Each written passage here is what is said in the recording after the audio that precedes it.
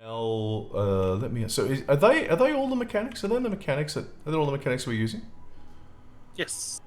Okay. Pretty much, yeah. So basically, we've got Functional. three mechanics. We've got just the normal jump. We have the jump,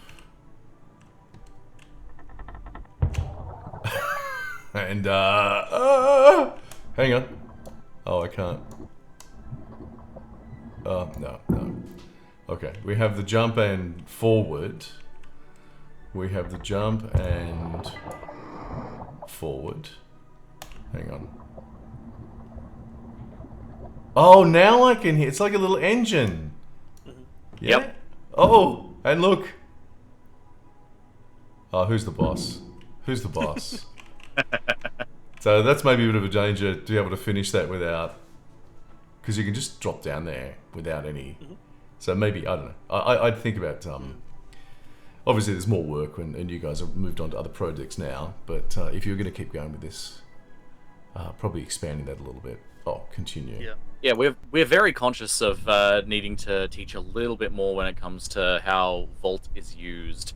One of the big things that happened there is that, yeah, as Fraser was mentioning, that mechanic underwent some changes very late on, and a lot of what we realized were the real strengths of the mechanics happened when we were level designing for the final version of the level that we would be submitting. Right. And so it sort of meant that only in the last stretch were we realizing the specific, like, the most interesting use cases for the mechanic. And I think that if we were to go back and redo that tutorial, which I think we would all like to, I think we have a much better idea, a much more defined idea of what needs to be taught for Vault and how to best do that. Yes. Yeah, yeah, for sure. And look, the whole point of doing this today is not to sort of show a perfect game. It's to talk about the design side and exactly what you're talking about, like how to also train your player in your mechanics. So the fact that it's not a perfect game, that's exactly what we kind of want. What I'm just kind of hoping that people who want to make games or are sort of starting out would be looking at this and getting some ideas about how you guys did things and maybe what's realistic as well. Because I think it'd be fair in saying that before going through this process, or maybe I should just ask, what did you learn about going through this process? Did you learn much about players and communication and these sort of things? Yeah, I mean, the iterative process, how vital it is. I think to give a timeline, working through this and then more recently going back through Portal commentary again, that's sort of where my appreciation for their discussions of playtesting and iterative and sort of player psychology, I was able to appreciate that more because of experiencing it firsthand with Deep Climb. And I'll say as well, look, as someone who's been teaching game design and development for a very long time now, it doesn't matter how many times I tell a student, you have to communicate to your player. Your player's not going to understand what your game is when you give it to them.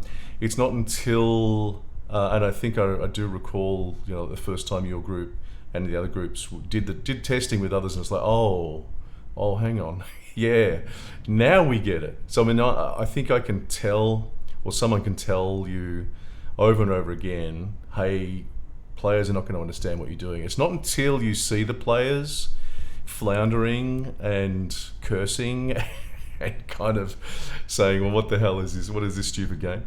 I think it's when you experience it yourself, you kind of realize the gap between you as a developer, a designer, understanding your game, and a player who has never looked at your game, how big that gap actually is.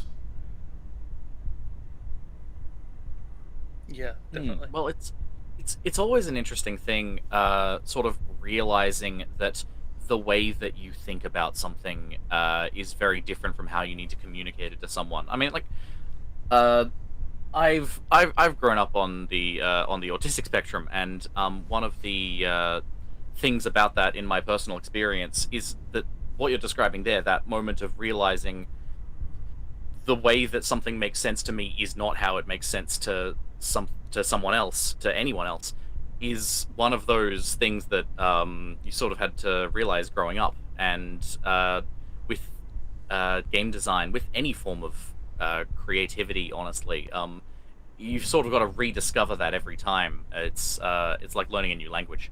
Mm-hmm.